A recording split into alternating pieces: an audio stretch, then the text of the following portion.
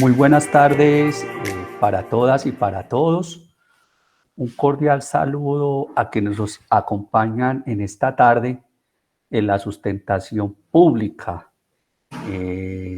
del estudiante John Jairo Olarte Ávila para optar por el título en Magíster en Culturas y Droga de la Universidad de Caldas. Nos acompañan en esta tarde académica la directora del trabajo de grado Lorena Zapata Piedradita. De igual manera nos acompaña el jurado externo y egresado de la maestría profesional Carlos Enrique Correa Lagos. Como jurado interno, pues estoy yo en calidad también de jurado interno de la universidad.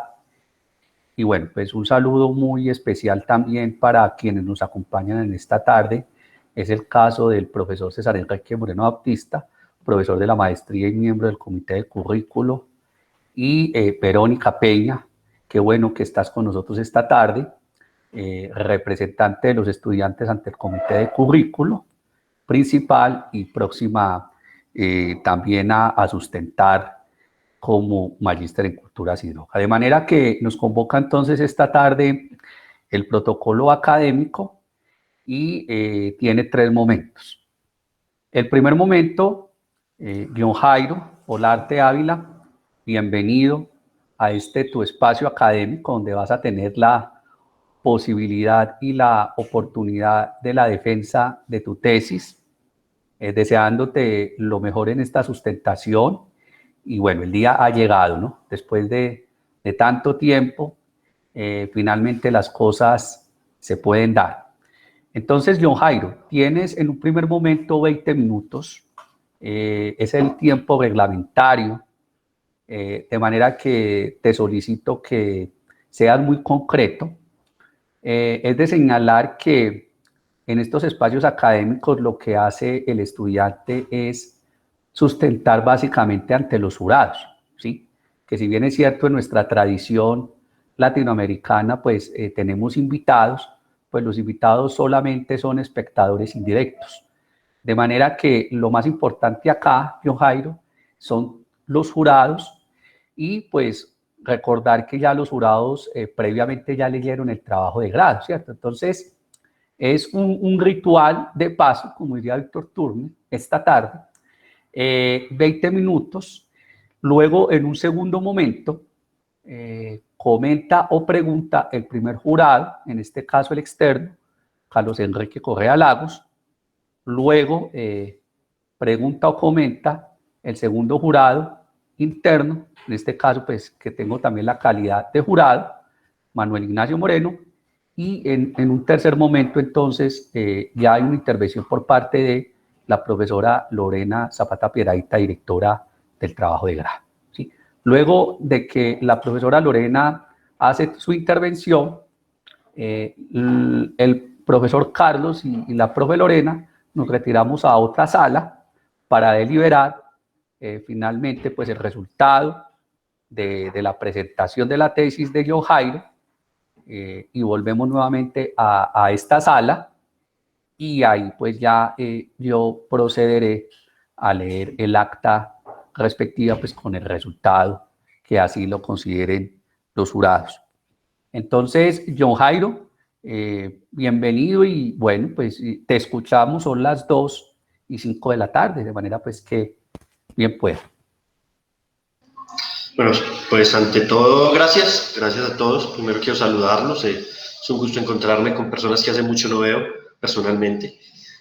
Agradezco a la maestría, a los docentes, que acá existen 2 personas bien importantes para mi proceso. Me siento orgulloso de hacer parte de este proceso y no, solo realmente gracias y espero poder compartir con ustedes un momento académico que siempre ha sido importante para mí. Voy a iniciar entonces con la presentación y empezaré a comentarles la postura de la tesis.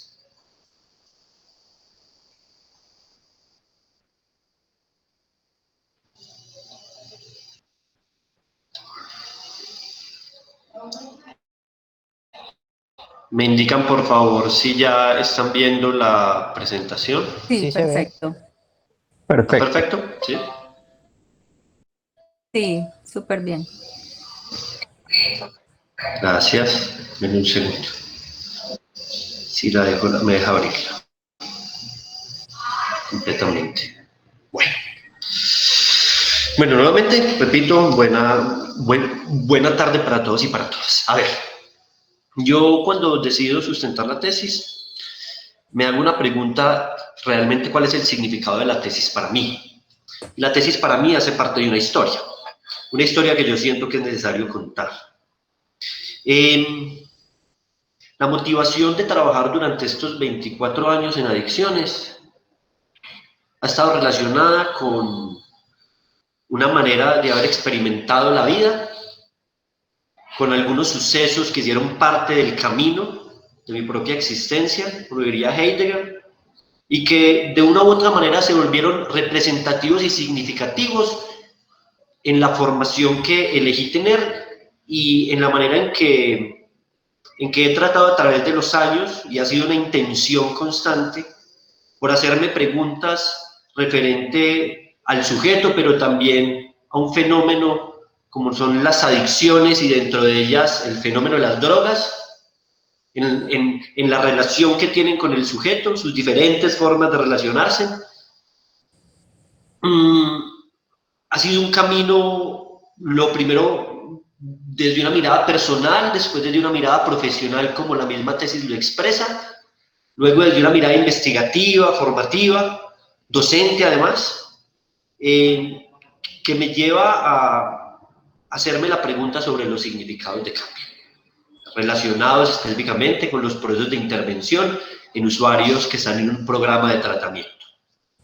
Es así entonces que cuando hablo de la relevancia social de este trabajo, que lo observo como una relevancia además psicosocial, y me dirijo a la importancia de este trabajo, es vital para mí expresarles que reconozco la importancia de este trabajo en la necesidad que existe de comprender cómo son aquellas representaciones que se hacen del sujeto, que hace parte de una institución, que está involucrado en un fenómeno como el consumo de sustancias u otras adicciones, pero en este caso haciendo mucho énfasis en el consumo de sustancias,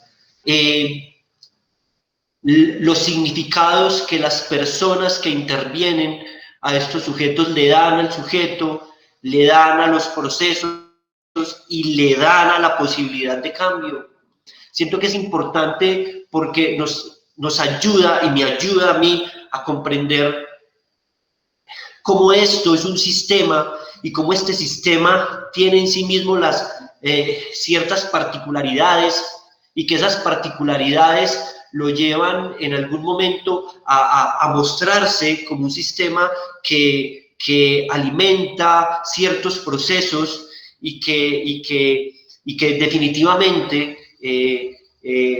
es relevante para el investigador, en este caso, empezar a comprender que es un momento en donde ya no solo nos deberíamos preguntar por el sujeto que está involucrado con el fenómeno, sino por aquellos que lo intervienen. Es importante para mí tener eso claro. En cuanto a la pertinencia, es relevante comprender que el fenómeno del consumo en este caso se identifica porque las edades de inicio de los consumos cada vez son más bajas.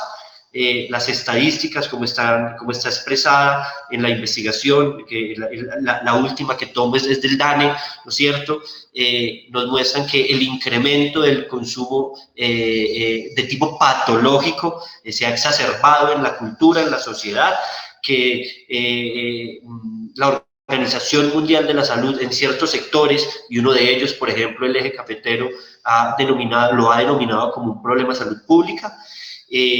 Solo si observamos las estadísticas, por ejemplo, estadísticas del consumo de alcohol, 84%, el consumo de tabaco 33%, de consumo de marihuana 8.3%, de cocaína 2.1%, que en comparación a las que se observaron en el 2016, en 2013 y 2007, realmente tienen un incremento significativo en cuanto a las tasas. ¿Esto qué significa? Que realmente existe algo que seguramente no se está comprendiendo.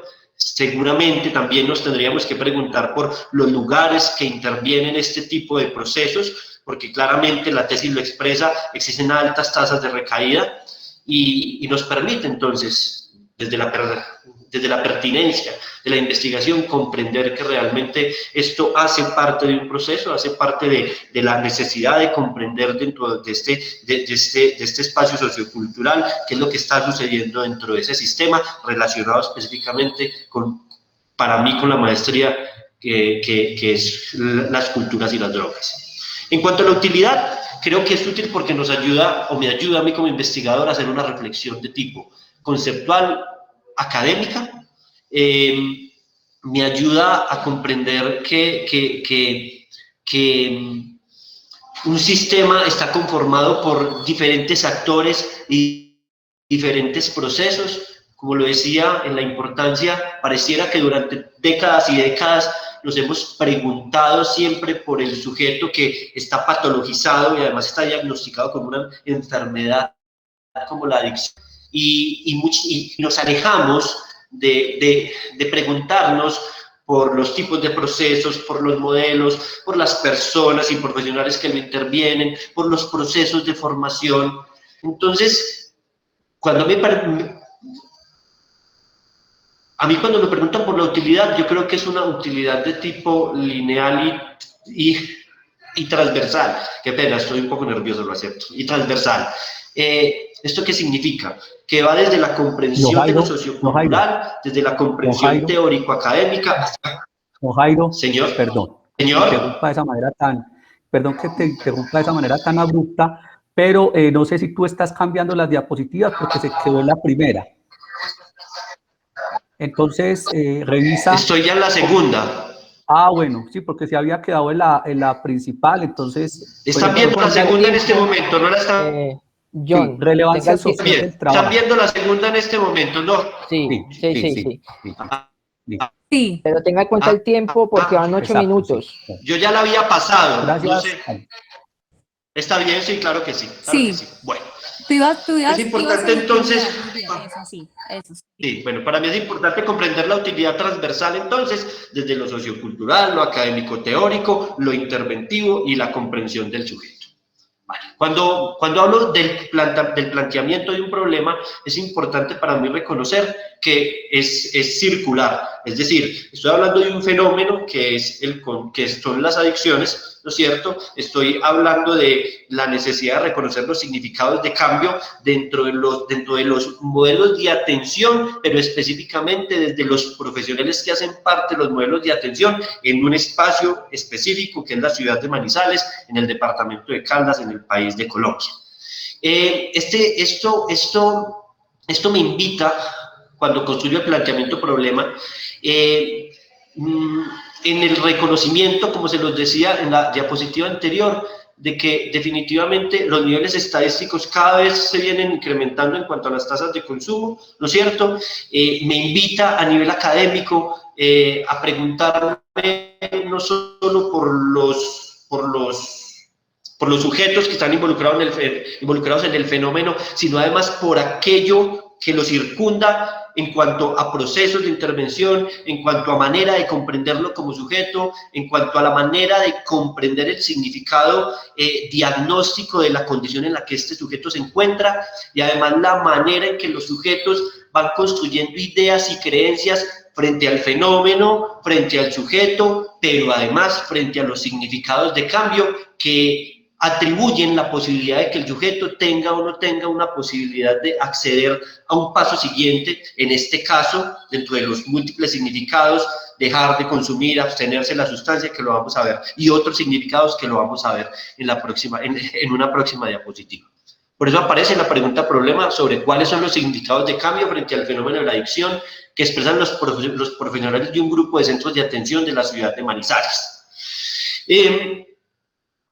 Cuando yo elijo hacerme esta pregunta como investigador, siento que me atañe de manera muy personal al haber sido director de una institución que fue una comunidad terapéutica en donde en algún momento las maneras en que se intervenía estaba relacionada no con un modelo o un proceso o un proyecto construido desde lo académico teórico por el sujeto mismo, sino que era la repetición de una cadena de instituciones que tenían ciertas pautas de comportamiento dentro de ese mismo sistema y asumían que intervenir era algo que no siempre tenía una base o un sustento de tipo teórico y académico. Por eso entonces se construyen los siguientes significados. Primero, conocer los significados de cambio frente al fenómeno de la adicción que expresan los profesionales de un grupo de centros de atención de la ciudad de Manizales. Creo que ha sido claro referente a la necesidad de reconocer la manera en que esto se consolida, la manera en que los construyen, pero además la manera en que los expresan. Los objetivos específicos, entonces, hablan de abordar el significado de cambio frente al fenómeno de la adicción que expresan los profesionales de los centros de atención.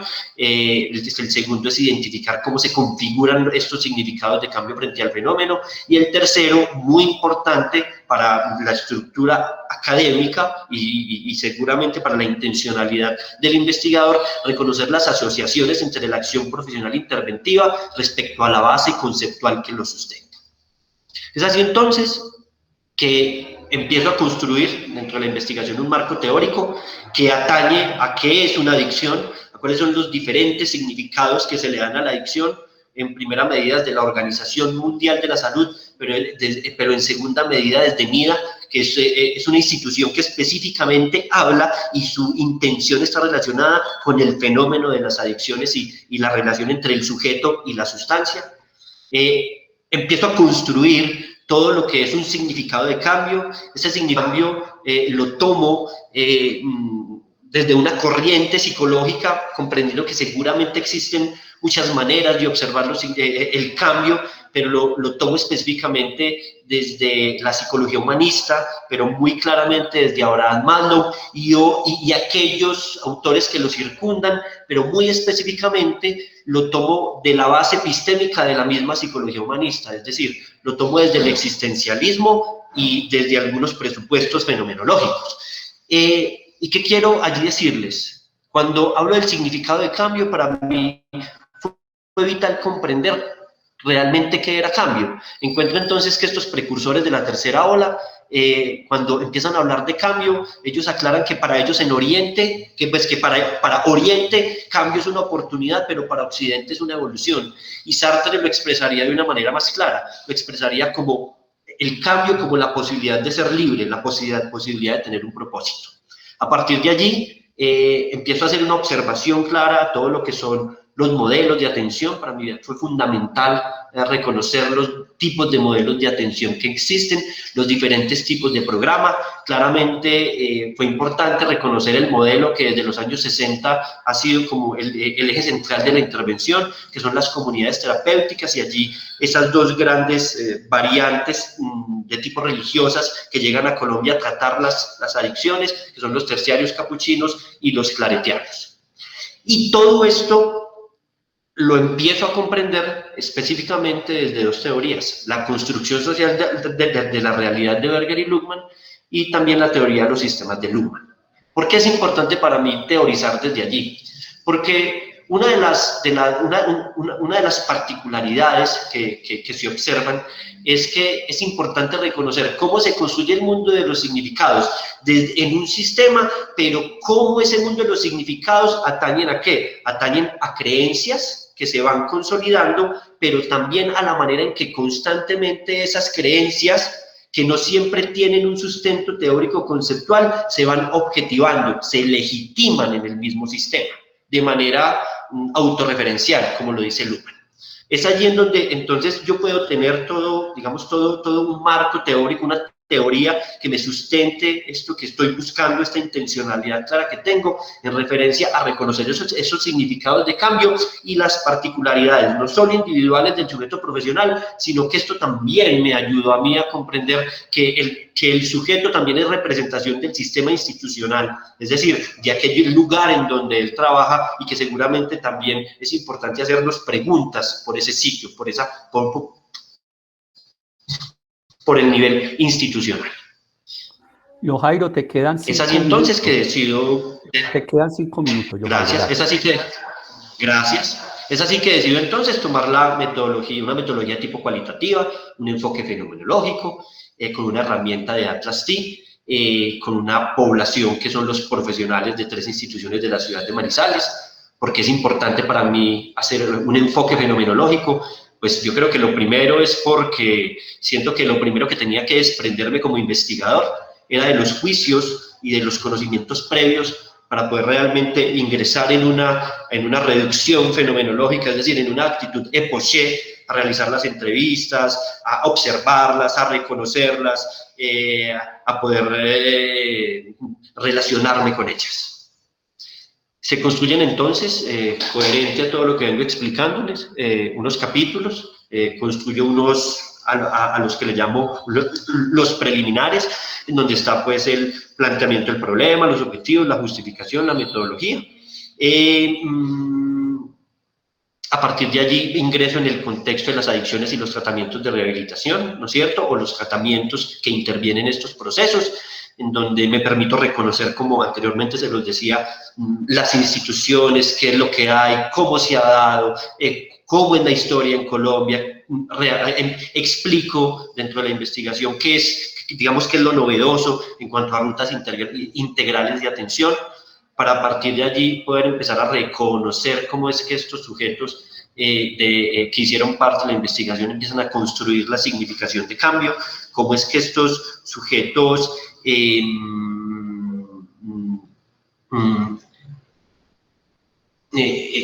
construyen en el camino y en su dinámica, tanto profesional, personal, pero también a través de la experiencia, esos significados que atañen a una forma del estar dentro de ese mismo fenómeno y de esos procesos de intervención y claramente a la significación que le dan al sujeto y a eso que le llamaríamos cambio.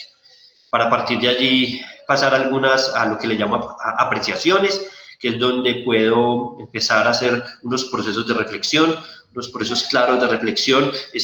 Hago como estoy dialogando constantemente con las entrevistas, con las respuestas de aquellos que hicieron parte de la investigación y en esa relación con sus respuestas empiezo a hacer comprensiones de tipo conceptual y académico, pero además, muy importante, siento que empiezo a hacer en la investigación unas comprensiones de tipo epistémico que dan a la investigación y le generan unas preguntas referente a la formación de los profesionales, a la manera en que se interpreta y se construyen las creencias, la coherencia entre la creencia y la acción, para después pasar a lo que le llamo la resignificación de cambio, que es un proceso de tipo comprensivo de la realidad interventiva de los sujetos, y además a la formación de las creencias y la acción, a la manera en que esto se relaciona y a la manera en que el lenguaje dentro del sistema, ¿no es cierto?, en cuanto a la construcción del vínculo, como lo diría Watzlawick, puede entrar o no en un estadio de tipo paradójico, en especial de tipo pragmático. Reconozco entonces los diferentes significados. Es importante para mí expresarles esto, los diferentes significados institucionales, los que se encontraron. Es importante reconocer los que están y los que se encontraron, que hay una gran diferencia y claramente hay una gran distancia desde el concepto. Reconozco entonces que los hallazgos específicos, pues lo general es reconocer los significados de cambio. Lo segundo es observar cómo se configuran esos significados de cambio. En lo específico, lo segundo son las objetivaciones de creencias que se configuran y sostienen en el discurso, lo tercero son los vacíos de tipo epistémicos que dan sustento a lo expresado, y lo cuarto en lo específico es reconocer la no coherencia entre la acción profesional interventiva expresada respecto a la base conceptual que los debería sustentar. En conclusión, creo que la investigación, el por qué, es porque siento que es una necesidad para el sistema que se relaciona con la intervención de las adicciones, empezar a hacer realmente reflexiones y empezar a hacerse preguntas, no de tipo técnico, porque siento que nos hemos dedicado a nivel institucional, es una discusión que tengo mucho con el ministerio, a crear metodologías y técnicas y no procesos de tipo comprensivos y que tengan sustentos claros de tipo científico-epistémico y que permitan además tener una razón de sujeto, una comprensión de sujeto, porque creo que el problema aquí no está relacionado con alguna teoría o con alguna corriente, creo que es la forma en que se aplica. ¿Para qué la investigación?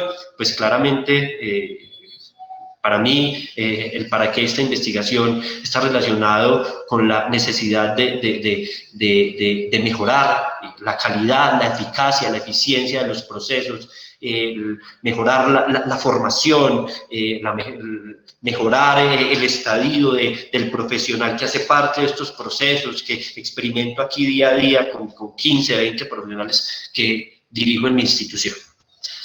En cuanto a las recomendaciones, creo que es importante generar una reflexión crítica y científica sobre los diferentes abordajes terapéuticos que se implementen en los centros de atención, rehabilitación y o terapéuticos de la ciudad, analizar los discursos dominantes de los profesionales que atienden a usuarios consumidores de droga y otras adicciones, pero muy importante para mí, impulsar debates epistemológicos y fundamental, para mí muy fundamental, que podamos reconocer que las instituciones o el Estado como tal, en este caso las territoriales de salud, se dedican a evaluar procesos, procedimientos, instalaciones, pero pareciera que se nos olvida que el asunto no es de forma, sino de fondo, y que seguramente si no tenemos unos modelos de atención construidos con bases, unos modelos de atención que además se expresen a través del profesional con la coherencia y la congruencia adecuada, pues seguramente la eficacia y la eficiencia de los modelos de atención no va a ser la que se espera.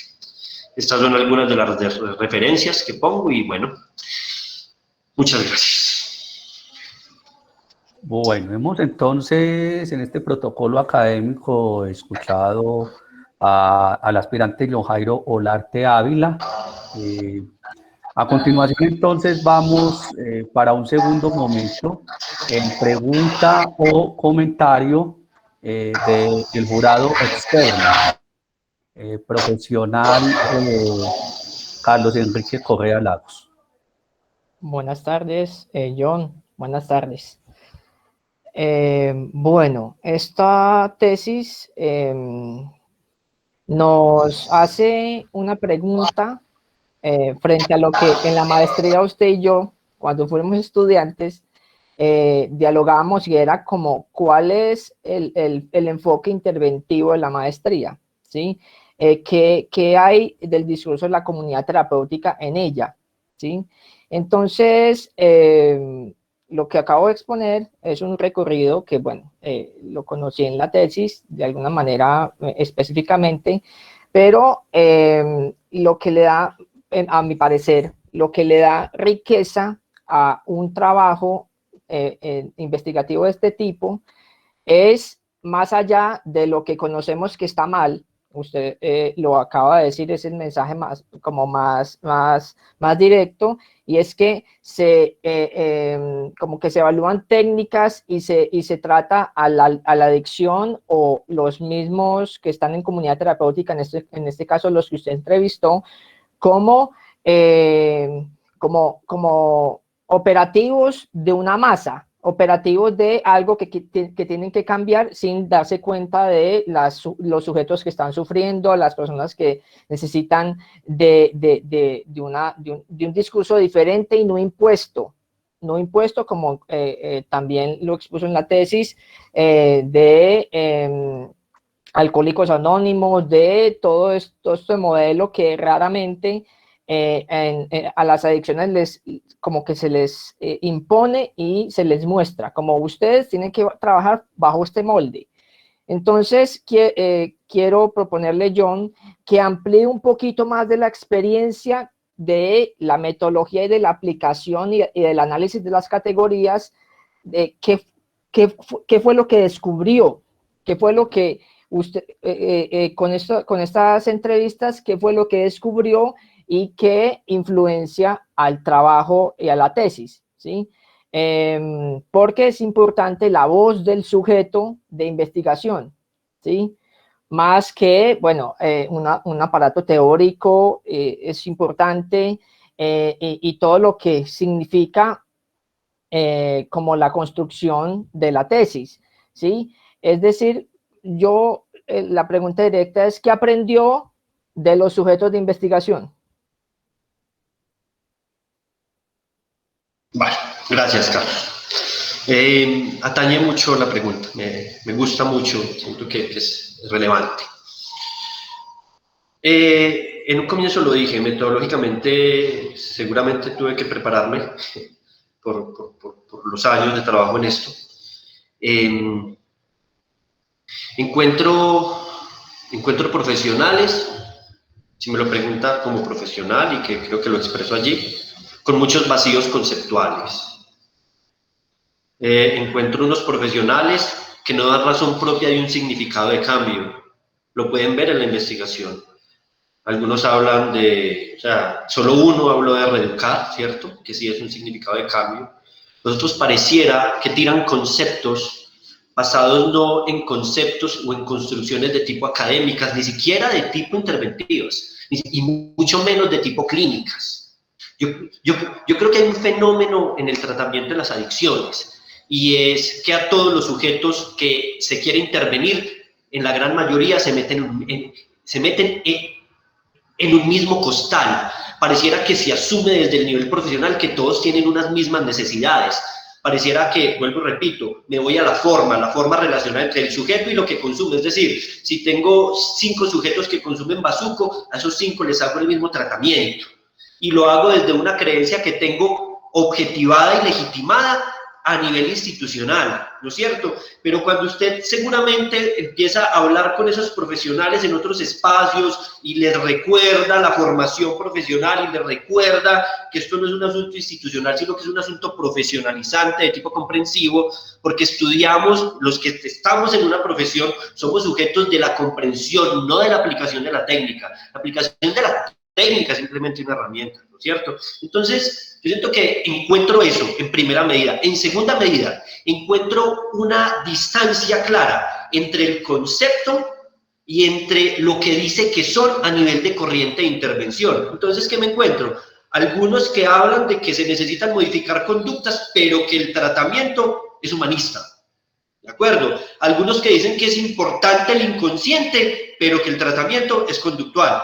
¿No es cierto? Entonces encuentro una diferencia, una distancia teórico-conceptual y profesional entre la creencia y la acción que claramente me crea con el sujeto, como lo diría Watzlawick, una ruptura de vínculo. Es decir, estoy creando una paradoja de tipo pragmática. Y cuando yo creo la paradoja de tipo pragmática, ojo, estoy creando una paradoja de poder. Entonces, como yo soy el que profesional y el que trata, yo estoy sobre usted, yo tengo la razón y no es discutible. ¿Sabe qué es lo más complejo que encuentro desde Luhmann? Que que el sistema se autorreferencia, y cuando el sistema se autorreferencia, aunque le cueste aceptar la autorreferenciación, porque así lo expresa Luhmann, el sistema no se cuestiona, evita cuestionarse, porque el sistema se objetiva, el sistema pareciera que no percibe la necesidad de evolucionar, se queda en un estadio, en un espacio de tipo estático. Eso es lo que encuentro, Carlos. Bueno, otra cosa, por último, encuentro que los modelos de atención son de tipo metodológico-técnico. Cuando hablamos de la construcción de un modelo de atención en donde la corriente interventiva o comprensiva es solamente parte del modelo, porque un modelo de atención no es una corriente, encuentro que hay un vacío ontológico en cuanto a concepción de sujeto, epistémico en cuanto a sustento de la tarea, A nivel comprensivo psicológico hay de todo, hay como un sancocho, y a nivel técnico muchas veces se aplica de todo, pero además de eso, se aplican cosas que no tienen ningún tipo de sustento ni académico ni conceptual. Por ejemplo, tirarle basura a alguien en la cabeza no tiene concepto. Tirarle a alguien agua fría o meterlo en un lago horas y horas, pues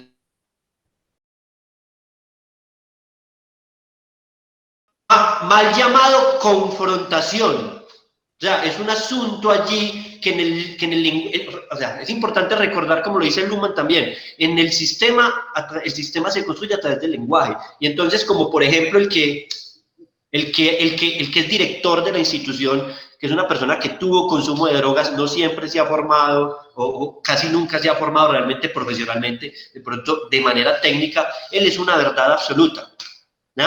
Es más, en lo teológico con los terciarios capuchinos yo lo expresé en algún momento, pues yo decirle a un sacerdote, mire, lo que hacen aquí en la comunidad terapéutica, en la convivencial San Gregorio, en Medellín, ustedes lo están haciendo mal, pues eso se convierte en un asunto medio complejo, porque como es de Dios, entonces no se cuestiona. Entonces, me parece que hay una cantidad de hallazgos importantes que intento reflejarlos allí en el discurso, especialmente en el último capítulo, que nos invitan, o por lo menos a mí me invitan como profesional, me invitan como docente de varias universidades a crear, y que lo hago con los estudiantes, a que comprendan que diseñar un modelo de atención es todo un proceso de tipo académico, conceptual, no es simplemente aprender a aplicar una técnica. Perfecto. Ya, gracias. Es a usted. Bueno, John Jairo. Ahora entonces, comentario y o pregunta por parte del segundo jurado, en este caso el jurado interno. Yo estoy haciendo pues de jurado en este momento, entonces voy a cambiar el rol. Bueno, John Jairo, entonces, a ver, yo quisiera pedirte un favor muy grande, y es si nos puedes compartir de la presentación el cuadro de hallazgos, por favor, nuevamente. Gracias. Bueno, John Jairo, vea, yo tengo un comentario y dos preguntas, como para que no te enredes ahí entonces en la presentación. Escúchenme muy bien, por favor. Bueno, lo primero, dijéramos que este es un trabajo pertinente, es un trabajo que contribuye a una de las líneas de la maestría de culturas y drogas, que tiene que ver con toda esta perspectiva de la intervención y de la reflexión en torno a la adicción, ¿no? Yo creo que ese es un elemento muy importante. Por ejemplo, pues actualmente nosotros tenemos nuestros estudiantes de la 10ª cohorte, que a propósito nos acompañan 2 de ellos esta tarde. Y bueno, eso es, ahí vemos, por ejemplo, una gran cantidad de psicólogos, ¿no? Y toda esta propuesta o investigación en torno a las terapias, pues es fundamental, ¿no? Y esto nos ayuda a nosotros como a abrir otros horizontes de estudio de la maestría. Entonces, eso como por un lado. Por el otro, pues dijéramos que tú coges unas poblaciones en términos metodológicos, recurre mejor a unas instituciones muy importantes, muy consagradas de Manizales, y nos hace como un acercamiento a estas instituciones y un poco a entender cómo esta naturaleza, la manera en cómo ellos pues trabajan todo el tema de la adicción. Eso como el comentario. En cuanto a las preguntas, bueno, yo quisiera que fuera como más concreto en cuáles fueron esos hallazgos puntuales, ¿cierto? Pero no quiero que me referencie en este momento epistemología ni teorías.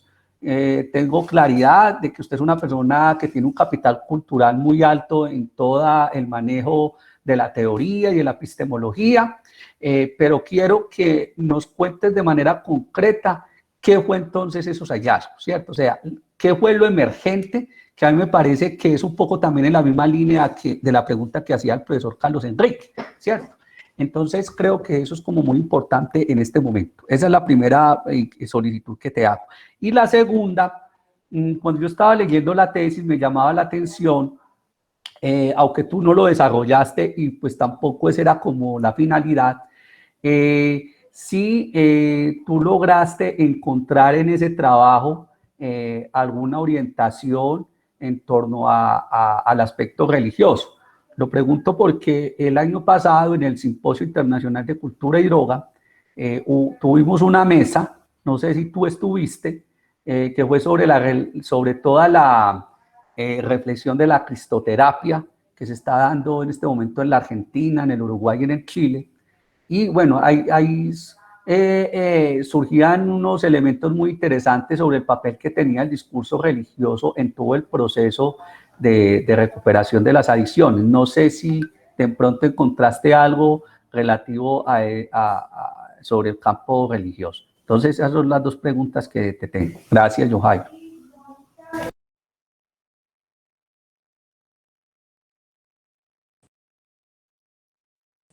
Activa el micrófono, John. Lo tiene apagado, John. Vale. Para mí es importante, en cuanto a los hallazgos, reconocer de manera muy explícita, ¿no es cierto?, que la forma en que los sujetos construyen los significados de cambio no siempre están relacionados con un presupuesto teórico como primera medida. Es decir, pareciera que lo construyen en la experiencia de tipo institucional, en ese mismo sistema, ¿de acuerdo? Y que esto se sostiene en el discurso de ese mismo sistema. Pareciera, es como si fuera un submundo, es decir, aquí hablamos, le voy a poner un ejemplo. Entonces, para la institución X, no voy a decir el nombre, el usar a las personas, aunque realmente no tenga un sustento teórico eso, ni que tenga una base científica, pues para todos ellos eso significa bajar las defensas y volver humilde al sujeto. ¿Estamos? Entonces encuentro que existen muchas creencias de énfasis interventivas en relación con el paciente, usuario, como le queramos llamar, que se van consolidando y realmente se legitiman en la vivencia y en el discurso. Reconozco dentro de esta investigación que los modelos de atención, como también lo expresaba hace un momento, si hablo de modelos de atención, hablo que existe mucha confusión frente a lo que es realmente un modelo de atención, frente a lo que es una corriente de intervención, frente a lo que es una intervención. Resulta que encuentro claramente que hay una aversión interventiva. ¿Esto qué significa? Que utilizan de muchas corrientes un poquito, y que en el discurso hay algo, pero en la intervención hay otra cosa, pero entonces también existen otras formas de comprender el sujeto. Pero claramente, Manuel, para mí es fundamental que los significados de cambio no son claros, o sea, no hay significados de cambio claros. Pareciera, vuelvo y repito, que son muchísimas cosas, pero no es nada puntual. Si usted se va a la presentación, cuando los coloca ahí los significados de cambio, algunos hablan de que un significado de cambio es cambiar hábitos. O sea, esa es la respuesta del profesional. Es un profesional formado con muchos años de experiencia en la intervención. No estoy diciendo que esté mal o esté bien, porque realmente es cero juicios. Pero yo sí siento que es el momento en donde nos debemos dejar de preguntar. Creo que eso a mí me quedó muy en la idea con esta investigación. Es momento de dejarnos de preguntar por el sujeto que tiene el problema con la sustancia. Preguntémonos por aquellos que los estamos comprendiendo, pero además por aquellos que los estamos interviniendo. Porque eso es fundamental, porque también el sistema profesional también es muy silencioso. Entonces, a pesar de cómo los tratemos, pues nosotros no nos tocamos para no confrontarnos, no necesitamos tocarnos, necesitamos empezar a tener diálogos específicos dentro de estos procesos. Y vuelvo y aclaro, voy a ser un poco redundante, es necesario crear figuras de formación para estos procesos.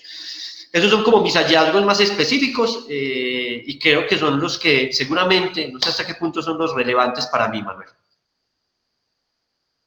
Otra cosa, Manuel, otra cosa frente a la otra, sí, qué pena que se me olvidó.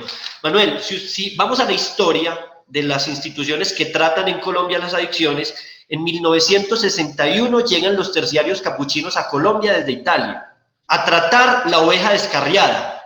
Y en Colombia empezamos a tomar esas instituciones donde su objetivo es tratar la oveja descarriada para las personas que consumían, sino para el que pelado que se comportara mal, el que estuviera en la calle, y se legitimó que ese tipo de instituciones que trataban conductas maladaptativas para los religiosos, ovejas descarriadas,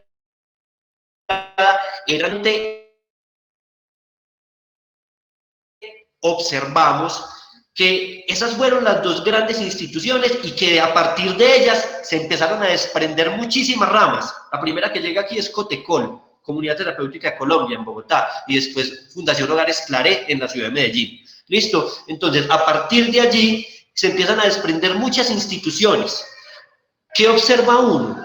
Que todavía existe una tendencia ideológica en muchas de las instituciones. Si hay una tendencia ideológica, si hay un asunto de moral, castigo, ¿no es cierto? Si hay un asunto de pecado, castigo, que está allí en el discurso, que pareciera que es relevante para las instituciones, y que los profesionales lo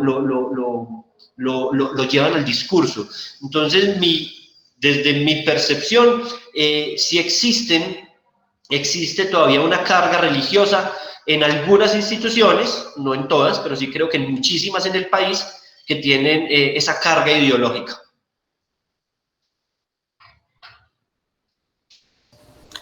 Bueno, finalmente entonces vamos a escuchar la intervención de la profesora Lorena Zapata Piedradita, directora de... Carlos está... Perdón, yo Jairo, ya estoy hablando. Profesora Lorena Zapata, bien pueda. Tengo problemas de conectividad. Sí me están escuchando, qué pena. Sí, tengo problemas de conectividad. Muchas sí, profe Lorena. Bueno, primero que todo, pues felicitar, por supuesto, a John por estar aquí en este momento, hacer frente a todas estas, pues obviamente, observaciones y aclaraciones dentro de la tesis, y a todos ustedes muchas gracias también por escucharnos. El concepto en general que quiero decir es el siguiente. En psicología se entiende el cambio como una dinámica propia de los individuos, fruto de los complejos procesos de autorrealización, mutación y adaptaciones en los aprendizajes sociales y en las capacidades de afrontamiento frente a las adicciones como parte de la historia de vida. Este significado de cambio transita de modo transdisciplinar, ¿cierto? Es decir, implica un conocimiento y una experiencia en el hacer y un dominio en los conocimientos teóricos y metodológicos del profesional en función de la solución de problemas clínicos en contexto, ¿sí? O sea que aquí lo que quiero decir es que todas las instituciones obedecen a una particularidad, obviamente en sus procesos interventivos. Finalmente, definir el significado de cambios de los profesionales a cargo de este tipo de procesos nos ubica en una perspectiva de análisis crítico frente a los lineamientos de intervención que hasta ahora se ejecutan en las instituciones de reeducación y tratamiento al margen de los modelos terapéuticos. Si bien se aplica un grado de experiencia empírica en los tratamientos, es indispensable pensar en los dominios conceptuales y comprensiones y reflexiones que respondan a este tipo de realidad. Finalmente, pues esta tesis nos brinda reflexiones alrededor del tipo de estrategias que pueden construir una mejor capacidad de respuesta dentro de la política de reducción del consumo de psicoactivas del país, ¿cierto? Brevemente es un poco comentarles sobre eso. Muchas gracias. Gracias, profesora Lorena.